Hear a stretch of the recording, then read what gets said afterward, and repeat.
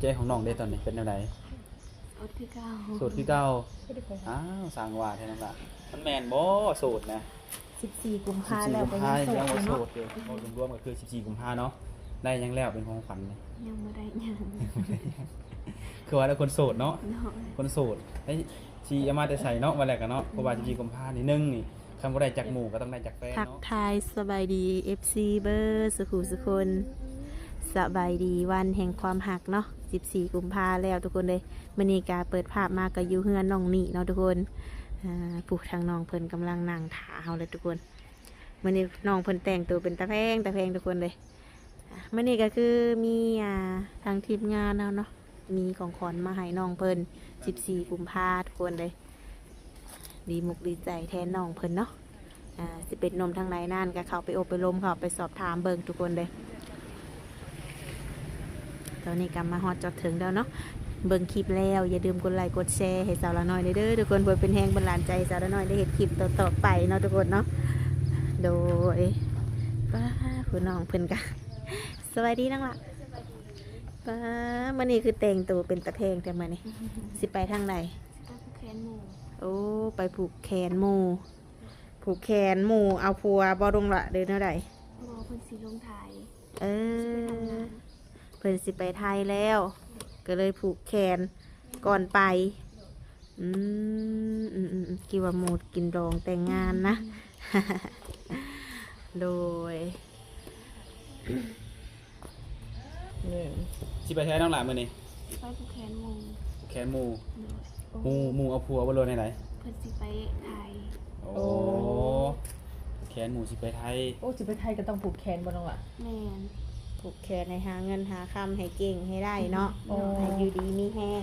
เป็นแบบว่าคำอวยพรเนาะก่อนสิไปหาเงินหาค โอ้โห ำน้องบ่ได้ไปนำบ่ ยัง ยังจะม่วงสิไปนี่ผูกแขนหมู่ จักน้อยก็ไป โอ้หลังจากคลิปแรกคือสิไปเลยแมันบ่ ดู ไกลบ่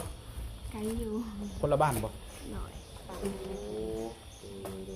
อยากจะผูกแขนแบบเอาผัวเอาเมียบ่แม่นเนาะ บ่แม่น กินข้าวเช้าแล้ว กินแล้ว โอ้ยันว่าไปถ่าไปกินอยู่งาน ไปทำงานกินใหม่เนาะ หน่อย โดยเป็นยังไงทางแม่เพิ่นได้ซะ ใครแหน่แล้ว อันไหนแล้วก็ได้ไปหาหมอหาหยังอยู่บ่เดี๋ยวนี้กะ โดยไป คืออาการดีขึ้นเนาะและอาการหัวใจของน้องได้ตอนนี้เป็นแนวไหน โสดคือเก่า โสดคือเก่าอ้าวสร้างว่าแท้นั่นล่ะมันแม่นบ่โสดนะ14กุมภา 14 แล้ว กุม ก็ ภา ยังโส ยัง ดอ บ่ ยู่ โส เนาะ ดอยู่เอาตรงๆมีคนลมอยู่บ่ตอนนี้นะ มีอยู่ มีคนลมอยู่ ผู้เดียว ผู้เดียวได้เป็นแฟนกันยังไง ยัง ยังโอ้ก็เลยได้คำว่ายังโสดคือเก่าเพิ่นเป็นคนทางใดคนลมทั้งหมดนี่ ที่อยู่ต่างประเทศ อยู่ต่างประเทศ ทางไกลเนาะ แต่ว่าด้วยความแบบกำเนิดเพิ่นนะเป็นคนไทยหรือคนลาวนั่นล่ะ อันนี้ก็ยังบ่แน่ใจเพิ่นก็ถามยังบ่ทันตอบ การคุยกันได้อันข้อความบ่รู้ว่าโทรกัน ไม่เสร็จ ไอ้แชทเอาซื่อ เพราะว่าไล่น้องเองบ่ได้ เอาไลน์น้องเป็นหยัง มันแบบเวลาเพิ่นทักมามันบ่เห็นหั่นนะ ไลน์มีปัญหา โดย สแกนเข้าไปก็บ่เห็นนะ เป็นมาหลายมื้อแล้ว โดยลายมือแล้ว หลายมื้อแล้วโอ้จะคุยกันทางใดทาง Facebook หรือทาง WhatsApp ทั้ง Facebook แล้วก็บนแอป ทั้งสองทางเนาะดูคือว่าให้หน้าตาเพิ่นนี่ก็ยังบ่ทันได้เห็นมันบ่ เห็นแล้ว เห็นแล้วได้หล่อบ่ ก็พอได้ เนาะหนุ่มเมืองนอกต้องรอเด้หนุ่มเมืองนอกเพิ่นเป็นคนมีอายุบ่ อายุเพิ่นบ่ โดย ยังบ่ทันได้ถามเพิ่น แต่กล้าว่าประมาณไทยน้องกล้าว่า ประมาณ40ปลายขึ้นไปนี่แหละ 40ปลายเบิ่งจากหน้าตาบ่ โดย โอ้แต่ว่ายังฮู้จากปากเพิ่นว่าเพิ่นอายุหลายปานใดไปคุยกันจักมื้อเลย ถ้าก็มือหนึ่งสอง มือหนึ่ง นี่แหละ มือ อัน สอง นี้ มื มื อ อที่สองเนาะเพราะว่าเพิ่นกระถาลายน้องกะแต่งแต่มือนั่นเนาะสแกนเข้าไปแล้วมันบ่พบผู้ใช้งานเหลือเนาะลายมีปัญหา ดูก็ถือว่าทุกคนนะวันนี้ก็คือว่าแหละเว้ารวมๆก็คือ14กุมภาพันธ์เนาะ ได้ยังแล้วเป็นของขวัญเลย ยังบ่ได้หยัง คือว่าแล้วคนโสดเนาะ โดย คนโสดไอ้ชีเอามาแต่ใส่เนาะวันแรกกันเนาะเพราะว่า14กุมภาพันธ์นี่หนึงนี่คำบ่ได้จากหมู่ก็ต้องได้จากแฟนเนาะ อืม ต้องหาหมู่โสดคือกันซึ่งให้กันบัดนี้ อยากได้อยู่บ่อันของขวัญ14กุมภาพันธ์นี่นะ อยากได้อยู่ อยากได้อยู่ หน่อยได้ก็เอาบ่ได้ก็อย่า บ่ได้นักกะยาเนาะ โดย จะเลยว่าสิได้บอก 14กุมภาพันธ์ถ้าว่าจังไดแบบถ้ามีคนอยากซื้อให้นะน้องอยากได้หยังอยากให้เพิ่นซื้อหยังให้ น้องบอก โดย อยากได้โทรศัพท์ ได้โทรศัพท์ปัจจุบันนี้เป็นไดน้องล่ะ มันแบบมันลิ้นบ่ม่วนหั่นน่ะแล้วมันก็ผืด อืม มันเลื่อนไปยาก มันข้าง จอแตก มันจะเสื่อม 2-3 ปีแล้วน้องใส่มา อืม ตั้งมันพืชเขาแล้วยังเลื่อน มันดินแบบมันอึดอัดมันมันบ่สะดวกในการดินการเสร็จการโทรเนาะน้องใส่ยี่ห้อหยังมื้อนี้ Samsung Samsung ถ้าเปลี่ยนใหม่นี่สิเอายี่ห้อหยังบัดนี้ ได้ก็ได้ เท่าใดก็ได้บ่เลือกคือกระเจ้าเนี่ยบ่กระเจ้าสไลด์มีแต่16 15 iPhone เพราะว่าแต่ละคนมีแต่ iPhone แต่คือน้องนี่อันใดก็เอามันบ่แต่ว่าถ้าเป็นไปได้ก็แล้วแต่เพิ่นจะซื้อให้แม่นบ่ โอ้ถามเพื่อไว้เพื่อว่ามีคนของใจแบบอยากซื้อมาเซอร์ไพรส์อย่างนั้นนะแต่คือว่าแล้วนี่ยังโสดอยู่เนาะ ก็คือยังเปิดใจคือเก่าวันน้องล่ะ โดยเปิดใจ เปิดใจคือเก่าเนาะโอเคทุกคนเนาะคือว่าทำมาในมื้อนี้ก็เราก็มาต่างหน้าเนาะของหนุ่มโสดคนหนึงเพิ่นก็อยู่ทางไกลพุ่นแหละเพิ่นก็บ่ได้มาด้วยตนเองเนาะเพิ่นก็ให้ทางทีมงานหรือว่าทางบริษัทนี่เนาะเป็นสะพานให้เพิ่น ก็ซื้อของขวัญมาให้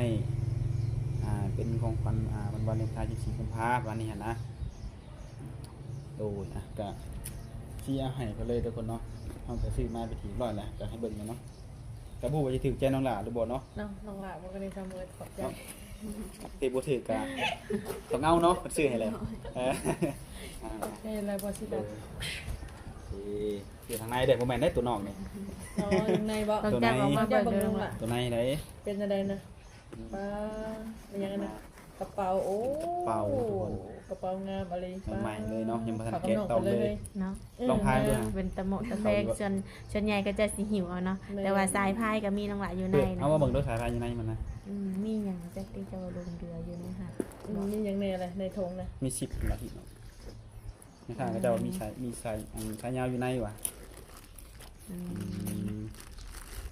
โอ้ ออกไม่เบิดได้อยู่ในนะเจียจ่ายังออกไม่เบิดนะ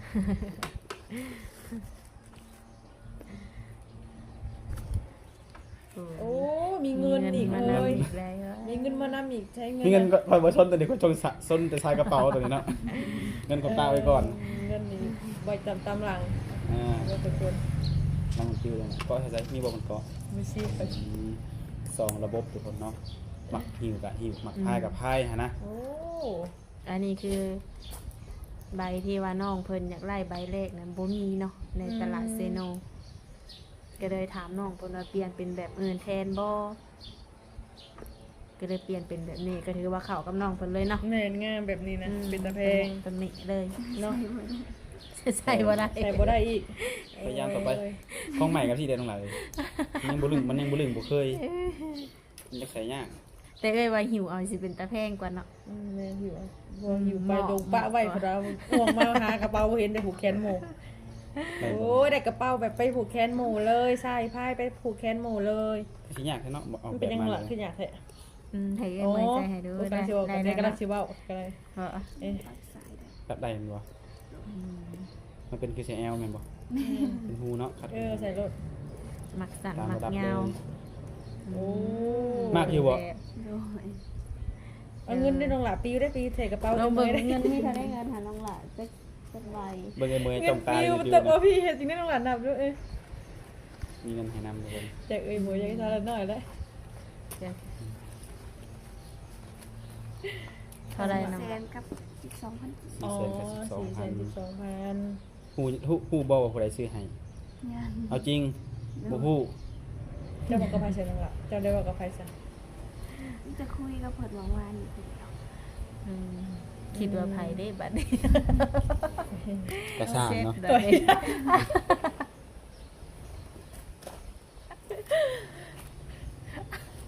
ก็สร้างเนาะทุกคนเนาะก็มีแต่ว่าเรื่องทางบาสเนี่ยจะได้บอกทางหลังไม้เนาะก็เป็นการแบบว่าคือเพิ่นนี่ก็น่าจะเคยแชทหรือว่าโอ้ล้มกับน้องเนาะตั้งแต่น้องเปิดใจเพิ่นแหละเพิ่นก็เป็นหนุ่มโสดแต่เพิ่นก็เบิ่งน้องว่าเปิดใจไปนี่สิมีคนเข้ามาโอ้ล้มจีบแล้วก็น้องนี่มีคนถูกใจแล้วบ่ประมาณนี้นะเพิ่นก็เบิ่งแบบนี้แต่ความบังเอิญที่ว่าเพิ่นถามทางบาสมาว่าน้องนี่เพิ่นนี่มีชู้มีแฟนแล้วบ่เนาะทางเฮาก็บอกว่ายังบ่ทันมีก็คือตามที่น้องบอกมาแหละเนาะคือมาได้ไม่น้องก็บอกว่ายังบ่มีแฟนพุ่นน่ะคนลมก็ได้แค่คนเดียวเนาะโดยเพิ่นก็อยากขอฝากให้บริษัทอวยพรให้พุ่นน่ะเนาะก็ให้น้องนี่ได้สมหักสมหวังเนาะใน4กุมภาพันธ์พ่อมีผู้ที่ดี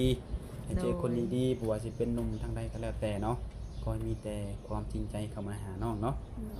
คืออ้ายเพิ่นผู้นี้ก็เพิ่นก็มีความจริงใจอยู่แต่ที่สำคัญก็คือยันแบบว่าทางอ้ายเพิ่นยันบ่ตรงสเปคกับน้องนะประมาณนี้นะแต่ก็อยากให้น้องศึกษากับเพิ่นอีกเนาะลงคนอีกก็คือได้คุยกันแล้วแหละที่ผ่านมานะ คิดออกแล้วว่าเป็นไผน้องละ จำได้บอกคนที่ซื้อสอดอกไม้มาให้น้อง โดย คนนั่นแหละคือคนนั่นแหละเนาะสุกรเพิ่นเอาสอดอกไม้ให้ตอนแรกเพิ่นเอาสิเอาสอดอกไม้เพิ่นให้ไปแล้วเนาะรอบนี้ก็เลยเอาเป็นกระเป๋าดีกว่ากับเงินใส่เนาะมาซื้อใส่ซอยนี่แหละเงินก็ได้โดยทุกคนเนาะ เขามาเปิดใจอ้ายเด้อ โดย ทุกคนเนาะก็ฝากทั้งลูกเนาะคือน้องเพิ่นก็ยังโสดอยู่ก็ยังเปิดใจคือเก่าเนาะอยากพูดอยากล้มก็คือว่าทางไลน์มีปัญหาตอนนี้แม่นบ่ถ้าติดต่อได้ก็มีแต่ทางอะไรทางเฟซทางบนแอปบ่ ถ้าว่าไปเฮ็ดนี้ได้อยู่บ่น้องละไปให้ทางห้างเพิ่นเฮ็ดให้ก็คือว่าอะไรเนาะต้องมีเสร็จค่าใช้จ่ายเนาะค่าเป็นเฮ็ดให้ คือมันเกี่ยวกับอย่างโทรศัพท์มันลิ้นยากนี่บ่มันเลยมีปัญหาทางไลน์บ่ น้องกับหมู่แฟน ฮู้กันมันบ่ กินข้าวเช้าได้ซะน้องละ โดย เรากินได้เราเอา กินแล้วเนาะ แม่น จำบ่ได้ ว่าให้กระทำกิน ไปไหนได้ไปงานผูกแขนไปขับรถเองบ่ น้องไปส่ง น้องไปส่งน้องบ่มีรถบ่หรือว่ารถคันเดียวกัน รถคันเดียวกันน้องบ่มีรถส่วนตัว โอ้น้องไปส่งแสดงว่าน้องนี่ก็อยากมีงานใส่รถต่อแม่นบ่ โดย บัดมาได้ซะน้องไปรับ เถื่อกับหมู่ไปมาส่ง อย่ามานอนคนเลยอย่าไปผูกแขนหมู่แล้วก็สมเซลเนาะ4กุมภาพันธ์ทันทีอย่างน่ะทุกคนเนาะ หาทางมาบ่เห็นติ ก็ถือว่ามื้อนี้เนี่ยคือสิบ่มีเวลาลงผู้บ่าวดอกเบิ่งมื้อนี้เนาะ มีอยู่มีอยู่บ่ยันว่าไปเฮือนหมู่แล้วต้องซุ่มแซวกับหมู่หยังหั้นนะ ไปจนแบบบ่มีลืมหมู่อะ น้องไปจังซี่แล้วใครอยู่เบิ่งแม่นี่ อ้าย โอ้แม่เบิ่งท่าเนาะ โดย ทุกคนเนาะ มื้อนี้ก็ถือว่าบ่มีหยังหลายเนาะน้องหลานเนาะก็มื้อนี้ก็เป็นอีกวันหนึ่งที่ว่าหลายผู้หลายคนเพิ่นก็มีความสุขเนาะสำหรับคนมีสู่มีแฟนเนาะคนโสดก็ เสาร์ต่อไปเนาะเสาร์ต่อไปเนาะก็ได้แต่เบิ่งหมู่จังได๋สมบังว่ามีแฟนซื้อดอกไม้ซื้อนั่นซื้อนี่ให้เนาะแต่คือน้องหนีนี่ก็บ่เสาร์แล้วเนาะมีคนซื้อให้แล้วยิ้มได้แล้ว ยิ้มได้แล้วทุกคนเนาะได้ของขวัญ4กุมภาพันธ์เนาะแต่สำหรับบางคนก็ต้องเสาร์ต่อไปทุกคนเนาะ เลยเป็นกำลังใจให้เนาะอาจจะได้แล้วแต่น้องหลานเนาะมีแต่ให้น้องศึกษาเบิ่งเนาะคนที่เข้ามาจีบน้องต้องคุยกันเนาะคุยกันไปเรื่อยๆน้องหลานเนาะสิได้ฮู้ว่าผู้ใดจริงใจกับเฮาแท้หรือว่าบางดีกับเฮาเนาะทางทีมงานก็คือสิบ่มีหยังหลายเลยทุกคนเนาะเพราะว่ามื้อนี้เฮาก็มีงานอีกทุกคนเนาะก็สิได้ขอโจคลิปน้องไว้เท่านี้ก่อนเพราะว่าภารกิจเฮาเป็นทางหน้าของโสดก็ถือว่าสำเร็จไปด้วยดีในวันนี้ทุกคนเนาะฮอดมือฮอดน้องเพิ่นเรียบร้อยว่าซั่นซะเนาะมื้อนี้ก็เอาเท่านี้ก่อนน้องหลานเนาะไว้พบกันในมื้อหน้าเนาะโดยโอเคสบายดี สบายดี